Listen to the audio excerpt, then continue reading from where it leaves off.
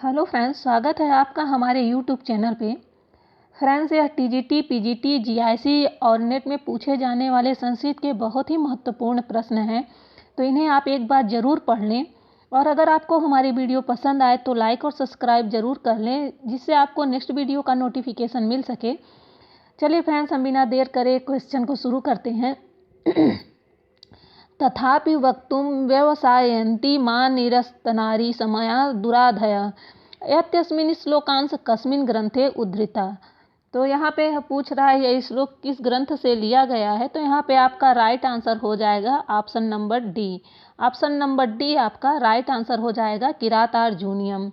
यह श्लोक किरातार्जुनीयम से लिया गया है और इस श्लोक का अर्थ है कि मेरी युक्तियों में आप नारी मर्यादा का उल्लंघन भी अनुभव करें। मेरी बिगड़ती मनोव्यथा मुझसे जो कहलवा रही है, आप इसे ध्यान से सुनिए। नेक्स्ट क्वेश्चन देख लेते हैं। नेक्स्ट है सुकनासोपदेशानुसारेण लक्ष्मी सरस्वती परिगृहीतम जन्म कस्मात् नालिंगति। तो यहाँ पे आपका ऑप्शन नंबर ए राइट आंसर हो जाता है ईर्ष्या कारणात्। ईर्ष्या कारणात् यहाँ पे आपका राइट आंसर हो जाता है।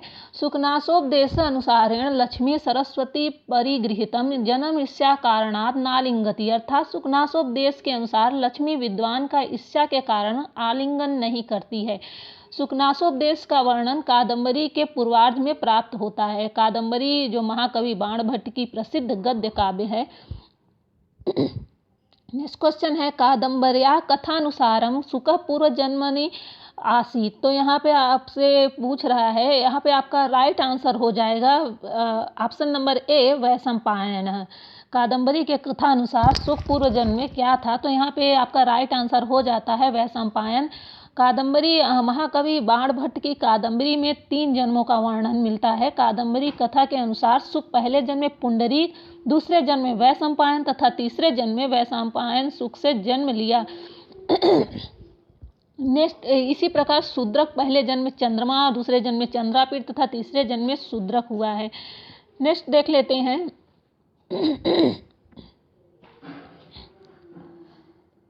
कथा आख्यायिकयोः संबंध कुत्र घटते। तो यहाँ पे आपका option number D right answer हो जाएगा। यहाँ पे आपका option number D right answer हो जाता है गद्य शिक्षणेन। ऑप्शन नंबर डी क्या हो जाता है राइट आंसर गद्य शिक्षणेन। क्या पूछ रहा है कथा और आख्यायिका का संबंध गद्य शिक्षण में घटित होता है। कथा का अर्थ होता है कथा कवि की कल्पना मात्र है। कथा क्या है, कवि की कल्पना मात्र है। कथा कभी भी उच्छ्वासों में विभक्त नहीं होती है, इसकी शैली वर्णात्मक होती है। और आख्यायिका क्या है, यह एक ऐतिहासिक इतिवृत्ति पर आधारित होती है। उच्छ्वासों में इसका विभाजन होता है और भावात्मक शैली एवं आख्यायिका संस्कृत भाषा में ही लिखी जाती है। यह आप लोग अच्छे से जान लीजिए। नेक्स्ट क्वेश्चन है कादम्बरी गद्य काव्य से नायको अस्ति।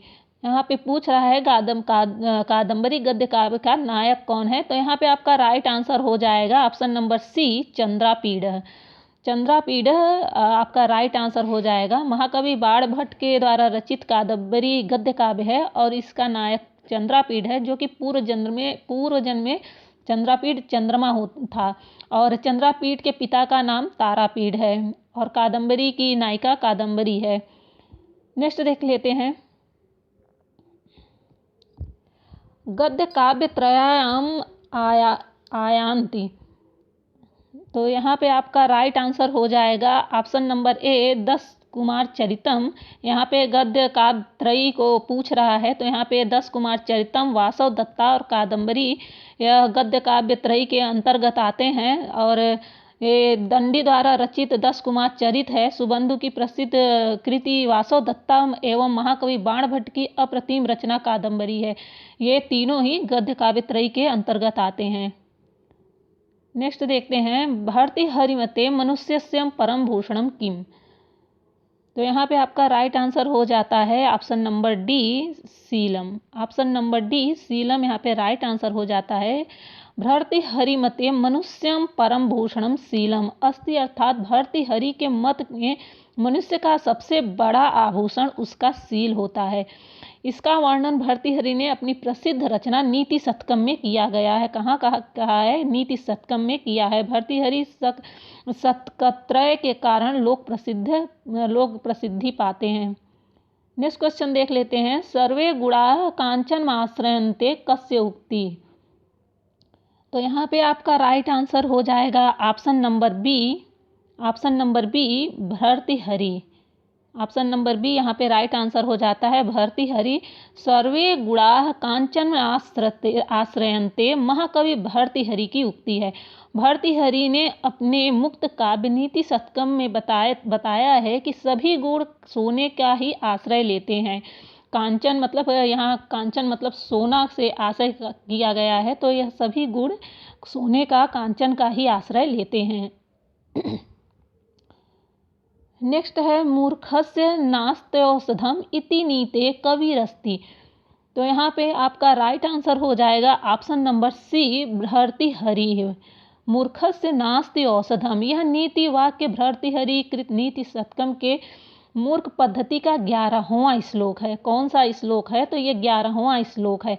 इसमें मूर्ख के विषय में कहा गया है कि सबकी अर्थात सब रोगों की औषधि है, सब रोगों की औषधि है, पर मूर्खों की कोई औषधि नहीं होती है। नेक्स्ट देख लेते हैं। मन्यामहे मलयमेव यदाश्रयेण कंकोकल निम्बकुंटजा अपि चंदना स्युः अस्य पद्यांशे कस्मिन् ग्रंथे उद्धृतमस्ति। तो यहाँ पे यह पूछ रहा है कि यह पद्यांश किस ग्रंथ से उद्धृत है। तो यहाँ पे आपका राइट आंसर हो जाएगा ऑप्शन नंबर डी नीति शतकम।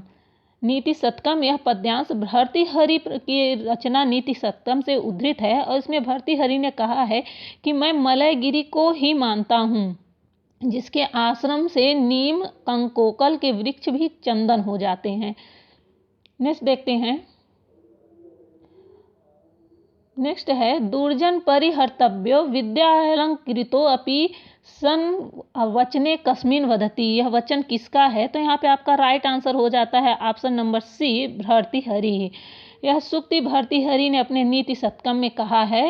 यहाँ कहा है कि विद्यायुक्त दुर्जन को उसी प्रकार से त्याग देना चाहिए जिस प्रकार मणियुक्त सर्प को त्याग दिया जाता है। नेक्स्ट क्वेश्चन देख लेते हैं।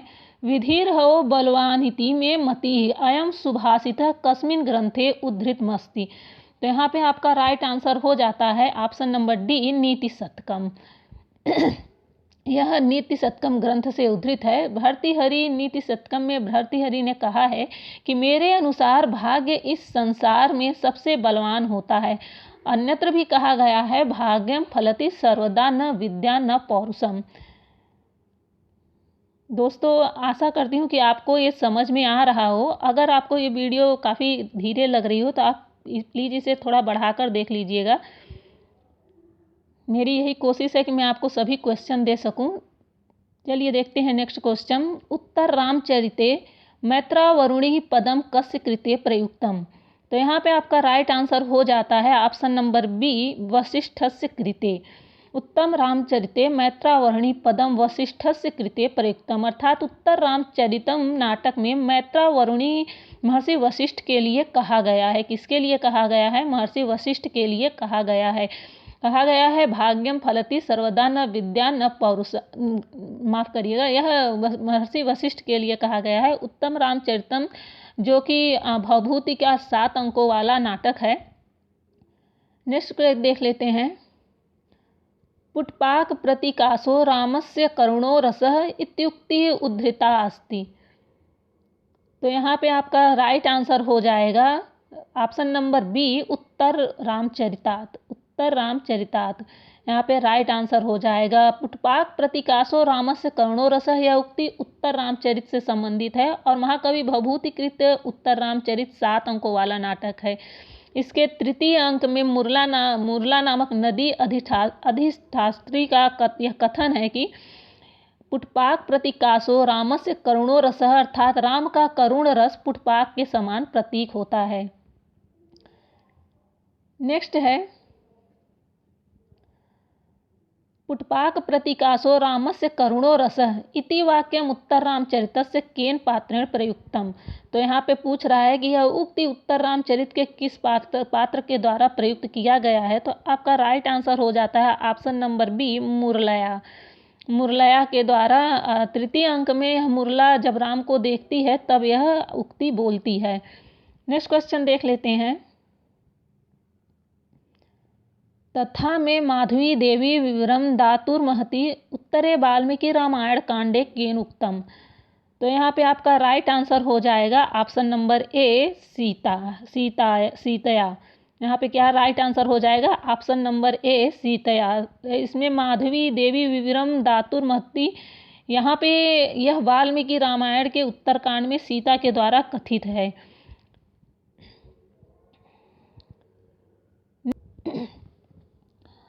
अनिर्भिन्नो गभीरत्वान्तर्गुण घन व्यथा अयम केन कविना कस्मिन् संदर्भे च कथितः। तो यहाँ पे आपका राइट आंसर हो जाएगा ऑप्शन नंबर सी, भवभूति ने राम के करुण रस का वर्णन करने के कहा।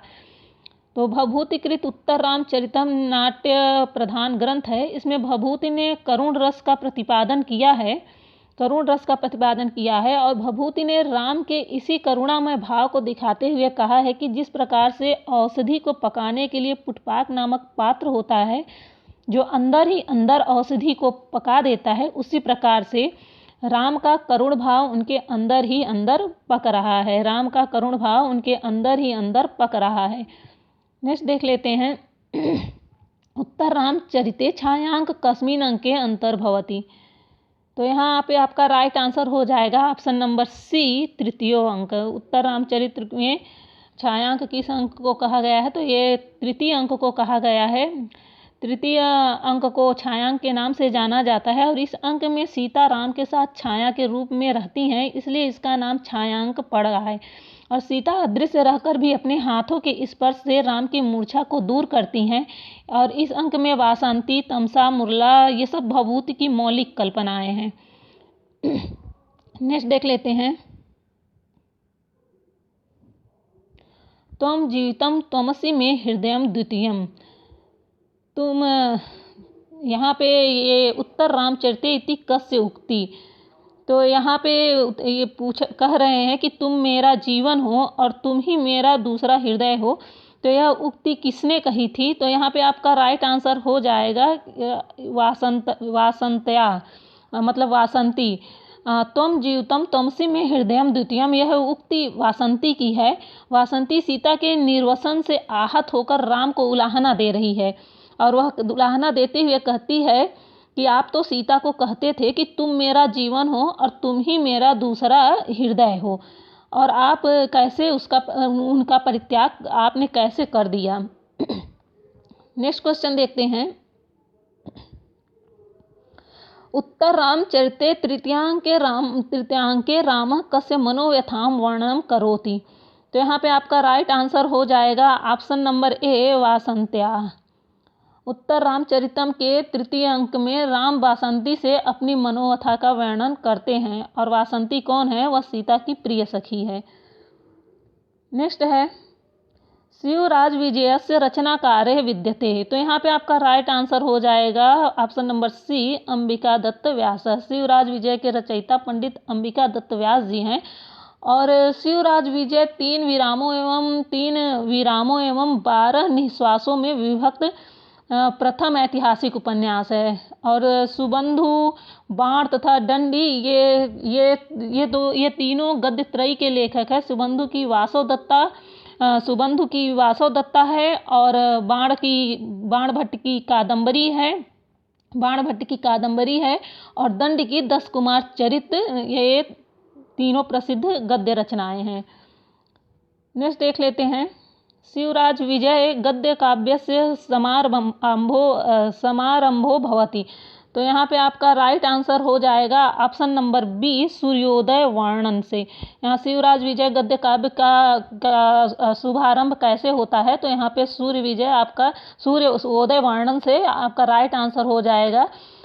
इसका वर्णन सूर्योदय के वर्णन से इसका आरंभ होता है और वहाँ पर एक ब्रह्मचारी बालक कहता है, अरुण एस प्रकाश प्रकाश, तो यहाँ से इसकी शुरुआत होती है। नेक्स्ट है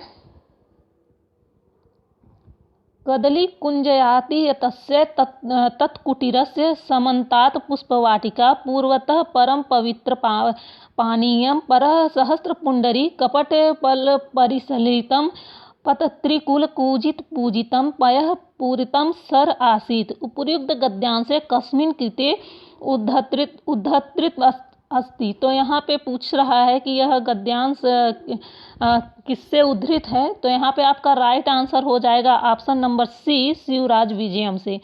राइट आंसर क्या हो जाएगा? सी हो जाएगा राइट आंसर, शिवराज विजयम से। नेक्स्ट है संस्कृत संजीवनी समाज स्थापने कस्मिन् करोति, तो यहाँ पे आपका राइट आंसर हो जाएगा option number B, Ambika Dutt व्यासः। राइट आंसर क्या हो जाएगा? अंबिका दत्त व्यास। संस्कृत संजीवनी समाज की स्थापना अंबिका दत्त व्यास द्वारा की गई थी। नेक्स्ट क्वेश्चन है संस्कृत साहित्ये प्रथम ऐतिहासिक उपन्यासस्य सौभाग्यम कस्मिन् प्राप्तः अस्ति, तो यहाँ पे आपका राइट आंसर हो जाएगा option number B, Shivraj Vijayam.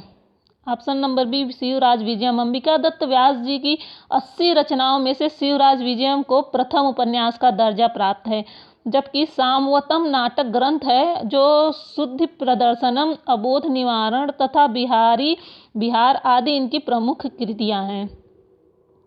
Next question देख लेते हैं शिवराज विजय कति निःश्वासे विभक्तः अस्ति, तो यहाँ पे पूछ रहा है शिवराज विजय कितने निःश्वासों में विभक्त है, तो यहाँ पे आपका राइट आंसर हो जाएगा ऑप्शन नंबर बी, 12। पंडित अंबिका दत्त द्वारा रचा हुआ शिवराज विजय एक ऐतिहासिक उपन्यास है। इसमें 12 निःश्वास हैं और शिवाजी का जीवन चरित्र इसमें वर्णित है।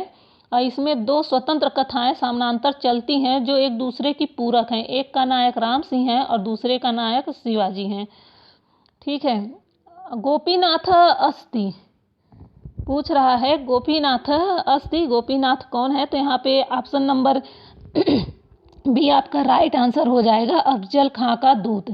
कौन है गोपीनाथ? अफजल खां का दूत। नेक्स्ट देख लेते हैं संयोग संज्ञा भविष्यति, संयोग संज्ञा भविष्यति, तो यहाँ पे आपका राइट आंसर हो जाएगा ऑप्शन नंबर बी, द्वयो व्यंजनयोः मध्ये हलो अनंतरा संयोग संज्ञा भविष्यति यतो ही अजिभ्यर्व्यवहिता हल संयोग संज्ञा इस्यु, अर्थात अचो से अव्यवहित हल संयोग संज्ञक होते हैं। अतः इस परिभाषा के आधार पर 2 व्यंजनों के मध्य में संयोग संज्ञा होगी। इसके अनुसार 2 व्यंजनों के मध्य में संयोग संज्ञा होगी। ठीक है, अधोलिखितानां कस्मिन् पदे संहिता यज्ञा प्रयुक्ता, तो यहाँ पे आपका राइट आंसर हो जाएगा ऑप्शन नंबर ए, उपेंद्र। ऑप्शन नंबर ए, उपेंद्र। सन्निकर्ष संहिता अर्थात वर्णों में अत्यंत समीपता होने की स्थिति में संहिता संज्ञा होती है तथा संहिता होने पर ही संधि का कार्य होता है। उपेंद्र संहिता संज्ञक होने के कारण ही आदि गुण सूत्र से गुण संधि हुई है। यहाँ पे क्या हुआ है? गुण संधि हुई है। नेक्स्ट क्वेश्चन देख लेते हैं